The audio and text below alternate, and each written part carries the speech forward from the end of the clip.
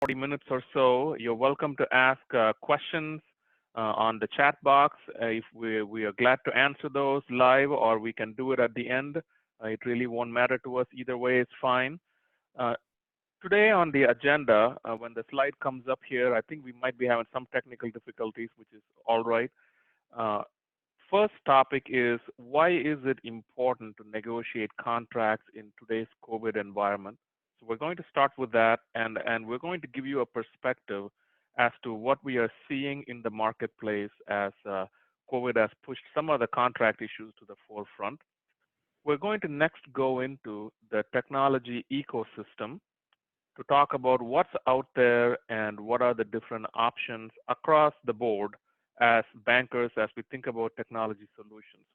We're going to have a quick poll question, and then we're going to close with my favorite section. I like to call it the 20/80 rule, which is essentially the 20% of the contracts that create 80% of the expenses. So we're going to talk about best practices we see from our experience. We negotiate about 300 contracts in our team at Cornerstone every year. So if you look at it from a business day standpoint, we're negotiating about 1.2 contracts every single business day, right? So we get a lot of information, and we get to share our best practices with you. And Jill, if you would give me permission, I could actually just share my screen, and we could do the poll question verbally, because I know that it would affect that. Is that okay? Actually, Neil, this is Stephanie on the MBA team. I am sharing your slides, and we can see them. We can also launch your poll. Okay, very nice. I don't think it's moved to the agenda slide yet on my side. Maybe it's just me. That's why I was offering. Yeah. Oh, there we go. Lovely. Fantastic. Thank you so much. All right. Well, let's move to the next slide. Let's get into it. Thank you. So negotiating, let's stay here for just a moment. Negotiating contracts in COVID environment. Now, the first point we want to make is, as we entered this whole COVID lockdown back in March, middle of March, one of the questions was about the importance of contracts and finding savings. And as we like to say at Cornerstone, it's as simple as contracts just don't expire. And they're going to either auto-renew by themselves if we don't pay attention, or if we don't pay attention, the vendors would maybe give us unsolicited bids. Vendors would try to just basically, perhaps, I'm not going to say take advantage of the situation, that won't be the right words, but more so, if we're not paying attention to them, they're not going anywhere. The contracts have to be dealt with or without COVID, right? And they're just in place, they're not going anywhere. And with that said, one of the things we are seeing is what is the right time to open up a contract negotiation? That's number one. And then how do we make sure the contract we are opening for negotiation is the right fit? So those are the topics that, as we have navigated the COVID times, have come to our attention quite a bit in the last 6 months. All right, let's go to the next slide. So what does today's COVID environment look like? We have some verbal points here to make on this slide. Number one, as we all have seen as bankers, number one, we are hearing from the industry that there are lower interest margins, as you all are starting to see, of course. We all went through the big PPP loan waves. There is the mortgage refi going on. There are some reductions that we are seeing across the board on auto and consumer spending. Now, what are we seeing more importantly? I'm not going to say more important that it's relatively important, but from a bank perspective, that's what we see, which is kind of the opening remarks. But let's talk about what we see from a vendor standpoint in this COVID environment. So number one, what we have seen from a vendor-bank relationship standpoint are financial institutions started to pause any kind of market look. What do we mean by market look? What we mean by that is, if folks were actively starting a core system search or a digital system search, what we saw between March and perhaps May, 3-month period, is what we call as pause, which is folks kind of paused the market search for these new platforms as they stabilized their new banking environment. as to adjust to the COVID realities. But then after the month of May, we are starting to see that turnaround and people are re-engaging in the market look for finding new platforms and also reinitiating the contracts that go with it. And then a couple of very important trends we started to see. Vendors, they from the month of March to May, now the reality is just a little bit different. I'll talk about both. We started quickly seeing some proactive early renewals that vendors started to push. Some of you might have seen that. They came in and they offered extending existing term, some token discounts, etc. And also, the third one we saw was kind of very significant, affected quite a few of our clients. If clients were in the middle, our banking clients were in the middle of leaving an old platform to migrate to a new platform, the vendors took a pretty hard stance on not allowing a month-to-month contract. Instead, they started saying, look, if you want to stay just for 2 more months on your core or online or a loan platform, you still have to pay us for the full year, even though you just need 2 extra months to migrate. So we started to see those trends. They've started to lighten down a bit in the sort of the second half of COVID, sort of June to now. But those are some of the key trends we saw both from a bank perspective and what vendors started to do with contracts as we navigated the last 6 months of tough times. All right, let's go to the next slide. So what is so I think we covered some of these things here. We're gonna just skip it because I covered 2 slides here in one shot. Let's get into it. We call these, casually but more seriously, the negotiation gotchas. So let's get through what we mean by that. Number one, as folks are looking at contracts, one of the main things we see here is negotiating blind. Now, we say that with all due respect. I was a banker before I became a full-time negotiator at Cornerstone about 5 years ago. I was a bank executive for 12 years, and I oversaw corporate procurement and several other areas. And every time I had a major contract, I would call up Cornerstone. I was a client for 10 years, and I would ask them, hey, look, I have 2 data points on my card processing contract that I'm about to renew for 5 years. And I understand you all have many dozens of data points. So can you help me out? And it was quite eye-opening on how much more data that folks that do this for a living have. This is not a shameless pitch for Cornerstone here. Our point is, please get help when you are looking at material contracts, because I was reasonably aware in my bank executive days that there are going to be certain contracts when the complexity increases or the spend level increases. I was not aware of the market pricing, and I was going into the negotiations blind because I was not fully informed on where the market pricing and terms are at today. And the way I avoided my blindness was calling my friends at Cornerstone. They did such a fabulous job. I just decided to take this for a full-time living. So that's another story. We'll save that for evening dinner. Next topic, unsolicited proposals. Now, one of the key things we're going to talk about a couple of different times today is this concept of, if I get a 10% discount or a 5% discount from what I'm spending today, that seems like a great deal. Why can't I just sign up for it? Because that's not money I had yesterday, right? That's what unsolicited proposal looks like. A vendor would reach out and they say, give me 1 year extension and I'm going to cut your spend rate by 7%. And the question becomes, wow, that's easy money. Why don't we just do that? Well, number one, principally, we disagree with that because what we don't know is where is the market, and what if you are off 30% from market?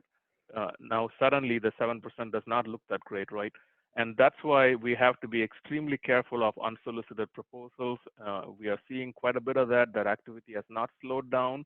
So if you get an unsolicited proposal, you want to pause, think, and say, okay, but is 7% really that good, or even 10% is really that good? And how would I compare that? And how would I know whether I'm going to get to market price based on what's been put in front of me? The third one is the single sourcing of tech. So let's talk about that in plain English. Single sourcing meaning uh, uh, a lot of the big vendors, they have a suite of products that they are willing to offer across the board for our banks. There's nothing wrong with that. But through the unsolicited proposal and also just deepening the relationship, it is possible that just about every one of the key solutions you all have could end up with one solution provider that might be the right answer in many situations, that may be the wrong answer in many situations. So we just have to be careful as we sign on the dotted line, because there is this concept, a simple concept called total deal value. And as we look at it, the vendors are able to provide higher discount if you expand the spend with them, but it may not be the right option for you if your customers are unhappy with, let's say, your online or loan origination system. And let's say you all gave that business to your core provider and your customers continue to be unhappy with it. Now you have an issue with new loans that are being opened online and ease of use. You would have been better off getting a different solution that might have cost you 5% more and provided a better customer experience. All right, let's move to the next slide here. Changes to the core system. So I'm going to change the word here just for a moment. We are seeing this across the board. With this slide specifically, trend-wise, focuses on the bank core system. But I want to talk about two areas, core and also the digital channel, because those are the two, plus cards, three, if you're into retail, etc. Those are the three areas where we see a lot of movement. Number one, we are starting to see fewer core searches because of COVID. It is starting to turn around. We are starting to see a lot of digital searches because people want to quickly make a change if they have a pretty inefficient system or a lack of system. And what do we mean by digital? When we say digital, we're talking about the whole spectrum of customer service, both online, mobile, computers, etc. Plus, we're talking about deposit opening, loan opening, and some light commercial servicing as well for commercial customers. So that is what we mean by that. We have seen quite a large uptick, the complete opposite story here on the world of digital in the last 6 months. As the head of Microsoft, I believe, put it, we have seen about 5 years worth of technology transformation in the last 6 months. Everything from video calls to how much people pay attention to digital. We even had a webinar that we ran across the whole country just last week on digital. We had 400 people sign up, and it is fascinating how much momentum we see on little bit on core, back on the core system, but a lot more on the digital platforms. As we go to the next slide, let's kind of go back into contracts again. One of the worlds here that we are dealing with is what we like to call a lack of transparency from major vendors. And what does that mean? Well, number one, any contract that's done is it's done behind closed doors. So essentially, there is not a transparent pricing, i.e., there is not a Kelly Blue Book out there to say, if I'm paying X pennies per account on my core system or X pennies per user on my online banking system, is that the right price? There is really not a Kelly Blue Book for it. So that is issue number one. Issue number two is there is also a lot of compression going on in pricing, and not all of that compression is being passed on proactively by the vendors, right? Because if you think about it, there's nothing wrong with profits. We're all here to make profit. There's nothing wrong with that. Let's make healthy profit. Let's not make unhealthy profit. Unhealthy profit would be paying 40% compared to the next person for the same service. Healthy profit would be, let's just pay market price. And this lack of transparency is really by design, and the vendors have no incentive to open a Kelly Blue Book. That's sort of what a third party like us brings to the table. So we want to start there. As we go to the next slide, what we'll see there is how do we then, if there is this continued lack of transparency, how do we level the playing field? And as we go to the next slide, the green color one coming up, we have 5 topics we want to talk about. Number one, management changes at the C level, so and service and performance issues. The first 2 bullet points here are really related to relationship management essentially. And then the next section is really about knowing your options, the vendor roadmap, and also getting a pricing knowledge.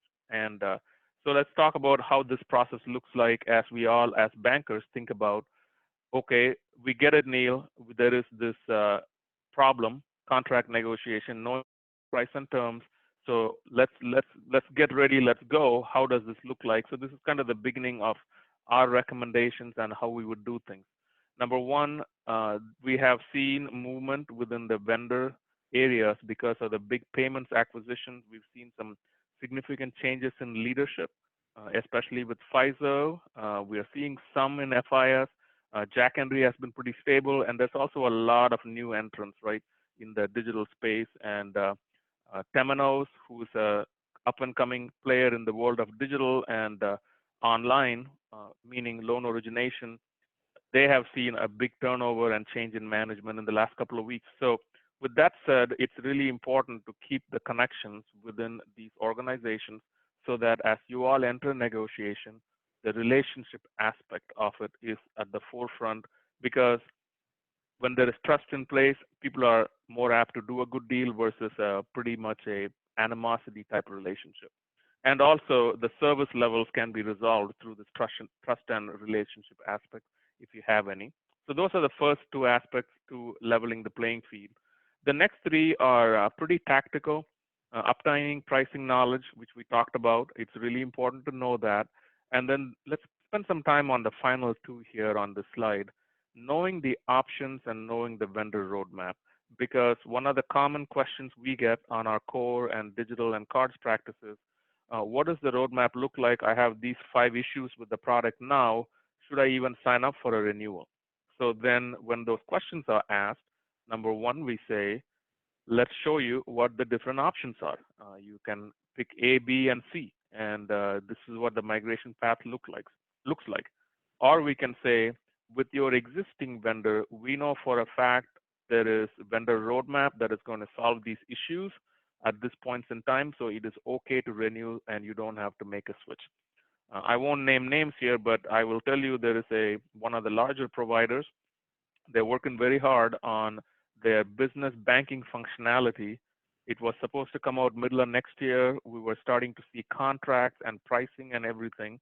And we decided to get the person that runs that area at that big company on the phone. And we realized this product will not be there by next June. It's at least 18 months out, roughly. So when we did the contract, we had to make sure we negotiated the out for that product, meaning there's no need to sign up for our product that's not even going to be on the roadmap readily available in 6 months. So those are the things that we need to be very aware of to level the playing field as we enter these negotiations. We're going to take a detour here for the next few minutes on as we go to the next slide called tech ecosystem. We're going to take a small detour. This is going to be a fun detour, I promise you. For the next 5 slides, we want to show some data on what we see the vendors are doing, what their stock market is doing, how much they're investing, and then also what the big banks, i.e., lots of times our competition, is doing in their various marketplaces. And I believe these few slides will really help you all see the opportunity out there. We could call it a problem, but let's just call it an opportunity out there. And some of my favorite slides are coming right up. So next one. The next slide here is just talking about the business model, right? As bankers, as you can see, we got a small little line going from the bottom left side, bank to customers. We take care of our customers. On the other hand, the tech ecosystem vendors that provide 50 different types of services, right, to all of our bankers.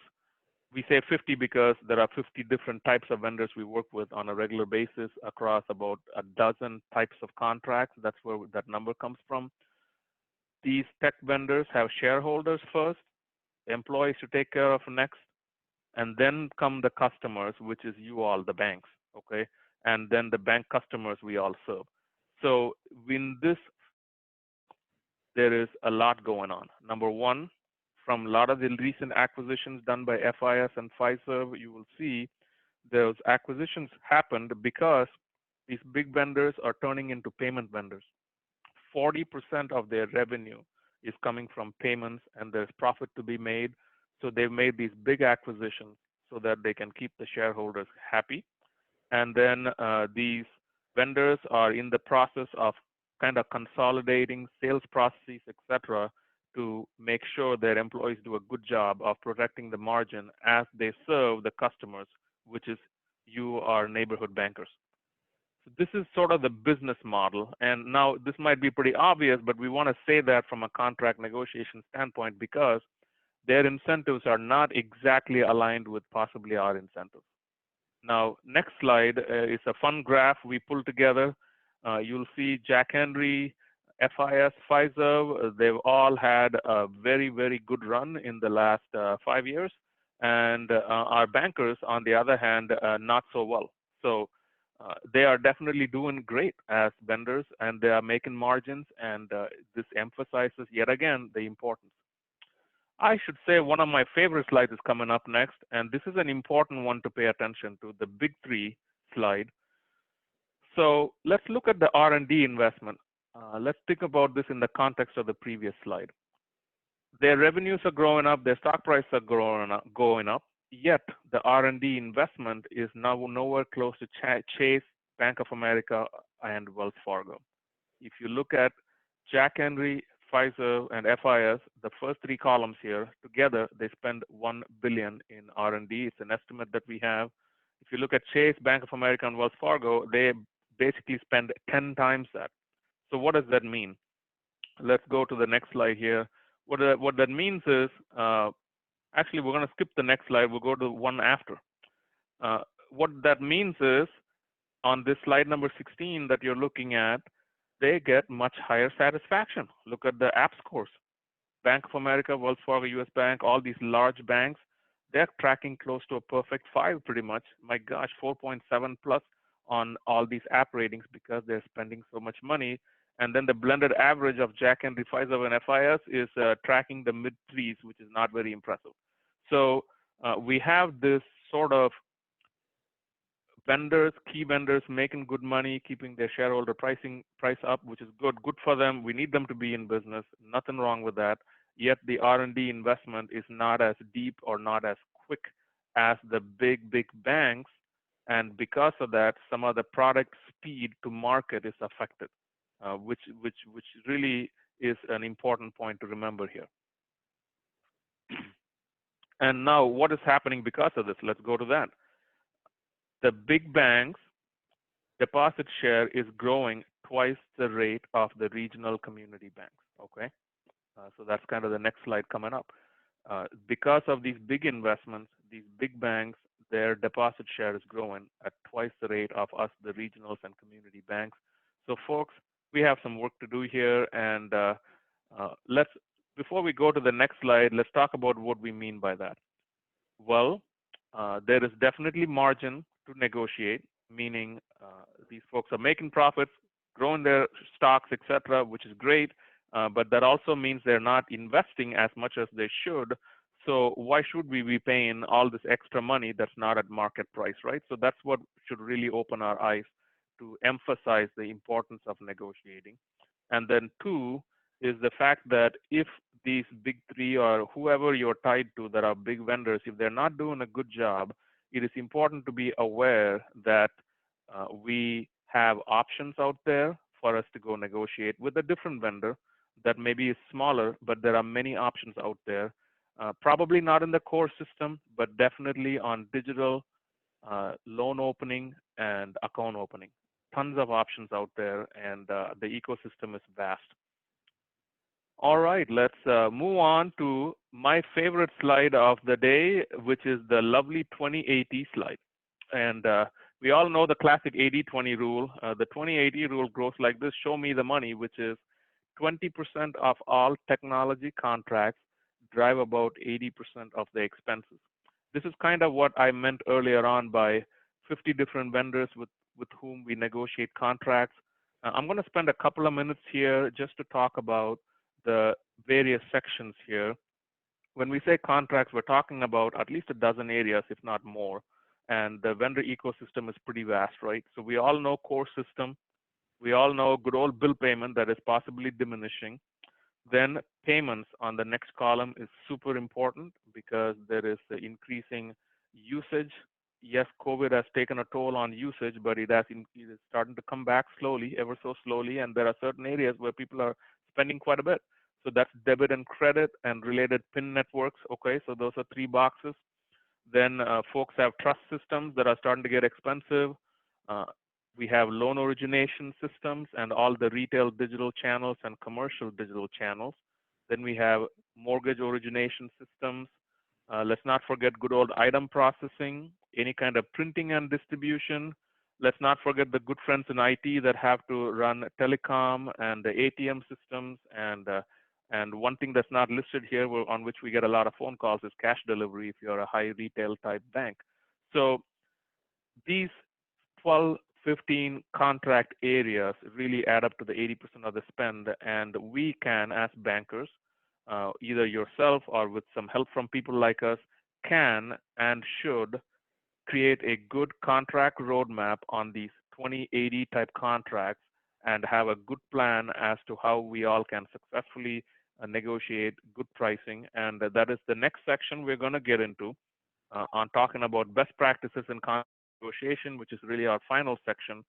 And before we do that, we have a lovely poll.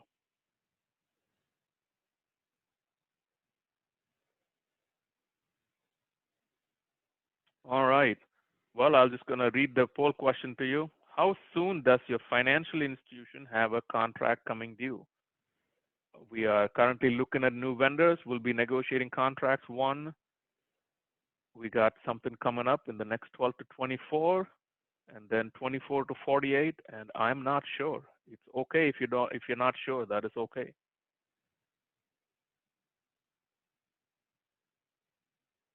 All right, we'll give maybe 5 more seconds, and then we'll close it out. And when the results come up, if I get a note from someone, I'll read it to you. If not, we'll get you the results afterwards.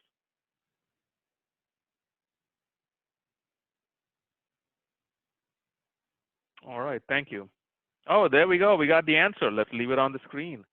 Well, we are going to be negotiating a new contract or renewal in the next 12 to 24 months is 50%.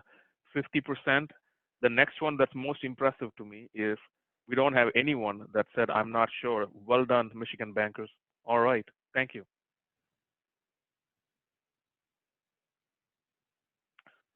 So this final section, we called it originally on the agenda, the next steps. As we go to the next slide here, we call it the path forward, right? What does the path forward look like? Let's say, because 50% of you here have contracts coming up.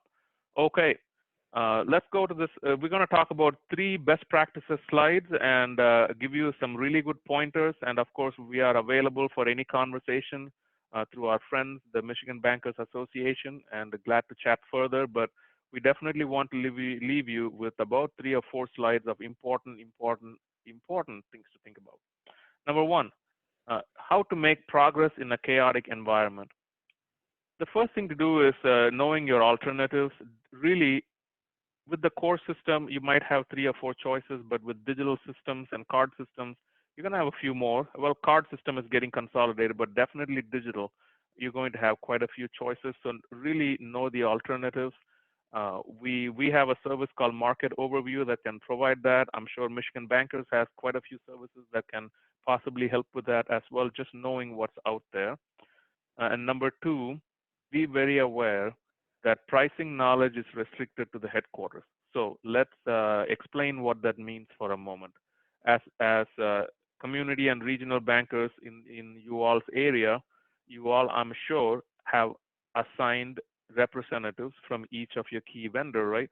And let's say they put forth a renewal contract for 5 years, and they tell you, this is the best price we have seen. Let's say those are the words out of the mouth of your local account executive. Are they wrong? Most likely not, because what the local account representative does not know is what's happening at the national market level. That is some of the visibility we have because we do deals across the country, coast to coast, up and down, and we see what's going on. And the local account rep is not aware of the full market price across the country. And by design, this knowledge is restricted to the headquarters of the organization, the vendor you're dealing with.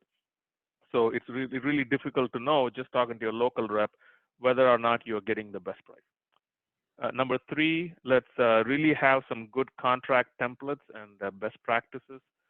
Let's be very aware of certain exclusivity provisions that vendors place, meaning if you're unhappy, you can't suddenly just go run a different online platform or a different core system, because that immediately affects the revenue that your existing vendor is collecting. So we have to be very aware of that. And the NDA issue we've talked about before, it's really important to think about that. The final important one I would leave you with on this slide is, as you all are thinking about a contract and renewal, it is super important to think about your exit terms now. Why is that important? Two reasons. Number one, we all know the banking world is filled with mergers and acquisitions. One never know what the future holds. We had a merger in the Washington, D.C. area that fell apart in the last few weeks, actually 2 months ago, over $700,000 on a contract termination provision, just like that. It was not a very large merger. It was a pretty large institution buying a sort of a one or two branch institution, but it would have happened if that $700,000 issue did not exist. It existed because of the provisions in the contract that were not negotiated when they signed it. And also, it's important to pay attention to the auto renew terms. So everything from liquidated damages, if you were to terminate for convenience, and also if it were to auto renew, making sure it's at market. And then third, you have, as we talked about earlier, a month-to-month provision if you needed to do that. So all those things are really important. Even though it could be a chaotic environment, we really have to slow down and think through these things carefully, because it could really bite us 3-4 years from now if things are not carefully reviewed. On the next slide, what we're going to talk about is process. So now we all know some of the key things to look at and pay attention to in contracts, both in terms of pricing terms, vendor landscape, how to look at options, etc. How do we actually lay out a path forward, which is this slide and the next slide? Process makes a big difference. Design a negotiation strategy and form your team. Let's explain that with a very specific example. Let's say you have decided in your team that you're going to just renew with your existing digital vendor. Let's say you form a team just so that you can get pricing knowledge, and you bring in a couple of competitors. Let's say that team is just formed with most junior staff.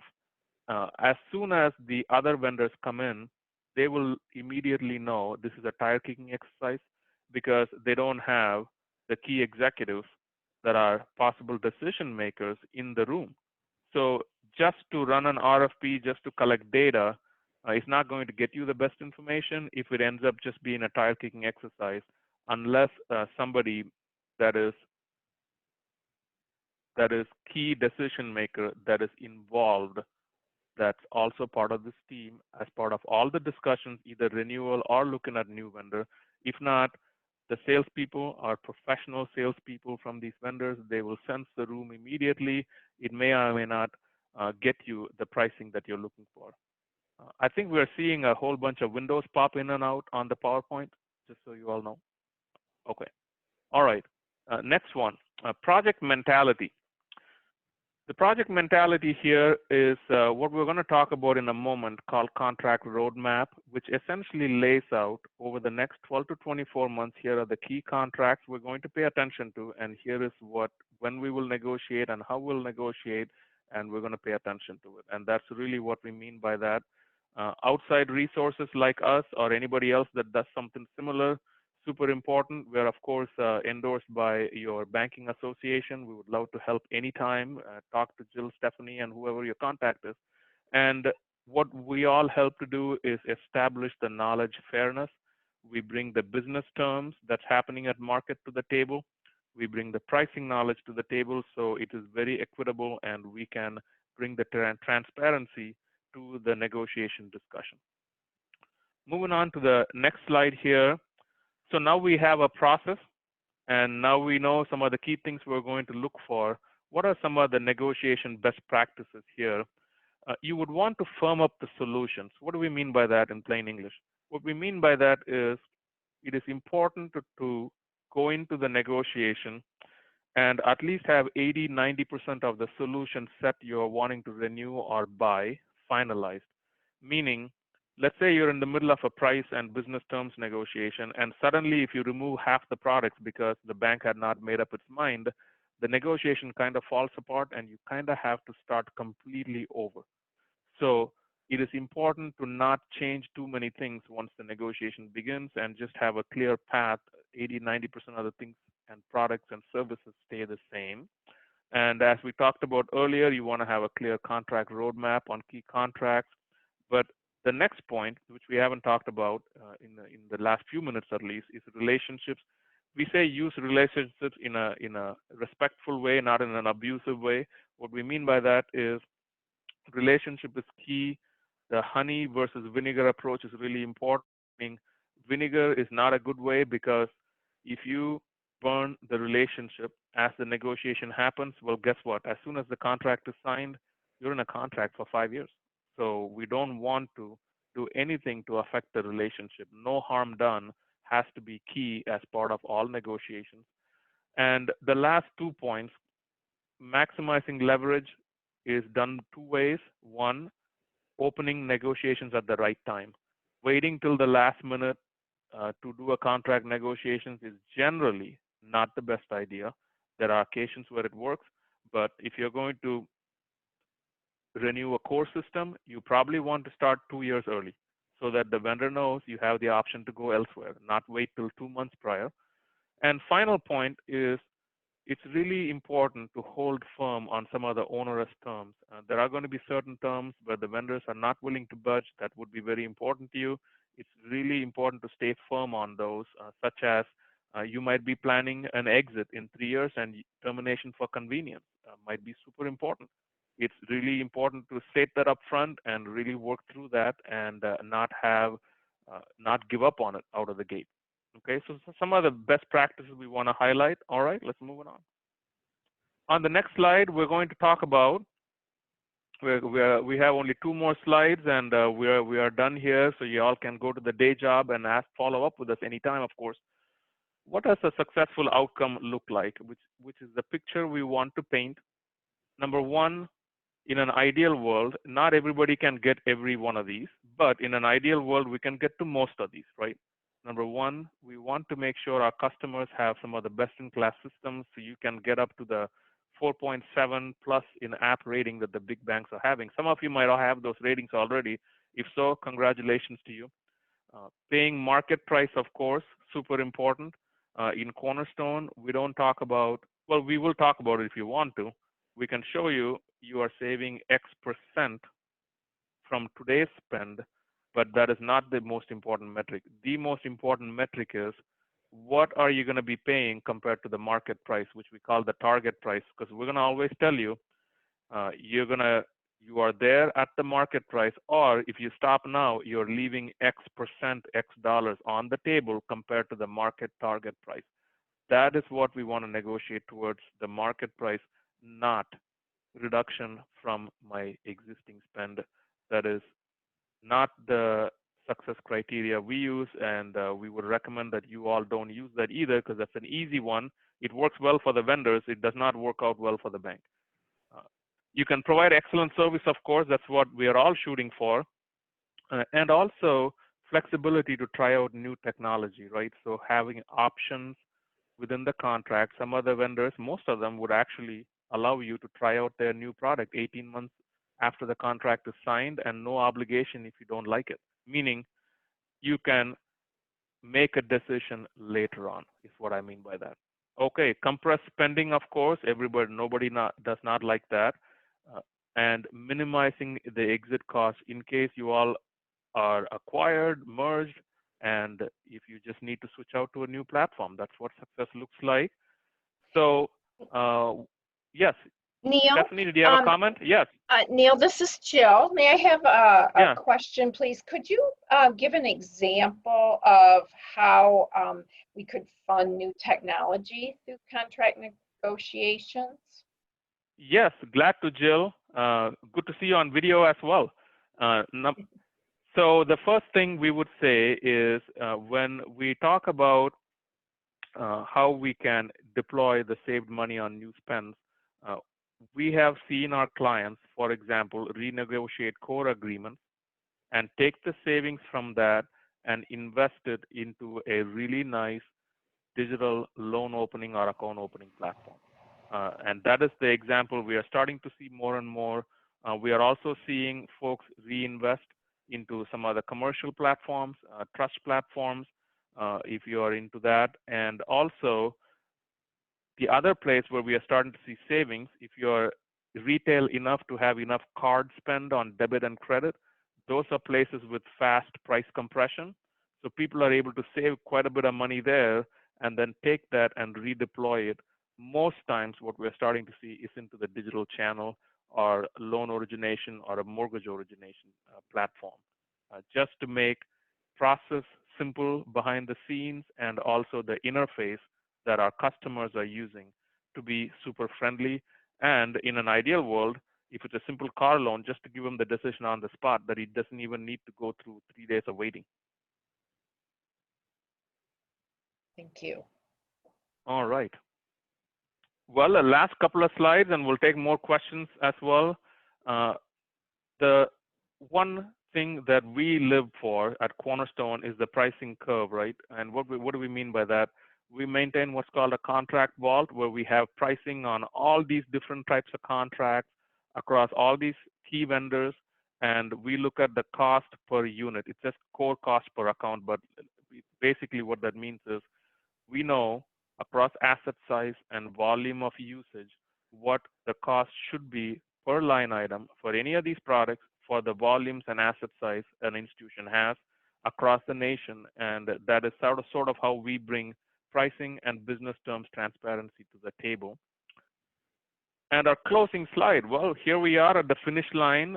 We've talked about quite a few things on the agenda today. We started with what the environment looks like, the tech ecosystem. Thank you for the poll answers and listening to us on next steps. If we were to leave you with 5 key takeaways, number 1, we would ask that you create a contract roadmap by yourself or get some help to identify negotiation-worthy contracts. That's number 1. Number 2, take a very methodical, process-oriented approach. If not, vendors who are professional salespeople, they will sense the tire-kicking exercise, and you're not going to get to the best outcomes like we talked about a couple of slides ago. Knowing the vendor landscape is super important. We have a service called Overview, where we provide that across any of these 15 areas that we showed a few slides ago. And the final 2 points are really related to the negotiation itself.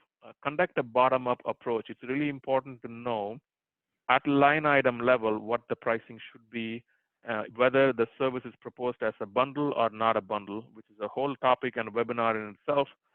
But just to state it briefly, it doesn't matter whether the vendor is giving you a price as a bundle or by individual products. It is still important to understand the individual components that go inside it.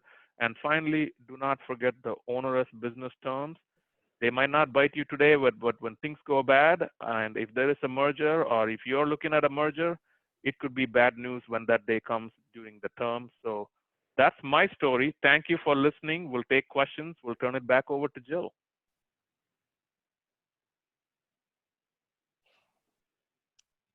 Well, Neil, how long does it typically take to negotiate a contract renewal, and when should a bank get started doing that, thinking about it? All right. Well, I'll take maybe 60 seconds to answer that because it's kind of a loaded question. The first part is a typical contract negotiation can run anywhere from 30 days to 120 days. It just depends on which kind of vendor and what product we're talking about. If it is a pretty straightforward telecom negotiation or let's say a loan origination system, it can happen in 30 to 45 days. If it is a core system, a card processing system, if it is a digital system, those things can take longer, as fast as 60 days, as long as 120 days. The reason is not because of Cornerstone or anybody like that. It's because at some of these larger organizations that have your core and card processing, when we submit a request, it takes them roughly 30 days, 25 days to respond because they have to go through all these approvals, and that's what really slows down the process. When should a person start? It depends on the contract, but I'll tell you the range though. Generally speaking, you want to start 12 to 24 months before the contract expires. If it is core, 24 months. If it is card or digital, at least 18 months. If it is telecom, ATM, 12 months, and any of the other systems, at least 12 months. Now, you might say, okay, well, I have a contract coming up in 6 months. Should I just give up? Don't give up. Don't give up. Doesn't mean you should give up. You should still do your best. But if you have the luxury of time, it is 12 to 24 months based on the criteria that I just mentioned. Thank you. Are there any questions at all? I did not see any come up in the Q&A. If anyone has any, please feel free to ask now. Well, I really appreciate bankers for your time today. You're being here with us. Neil and Jennifer, very much appreciate you putting this presentation together. We will share the recording with all of you by tomorrow, and I will also include Neil and Jennifer's contact information if you have additional questions. So thank you so much for being with us today, and have a safe and happy rest of your day. Thank you. Thank you, Jill. Always a pleasure. Take care. Bye-bye.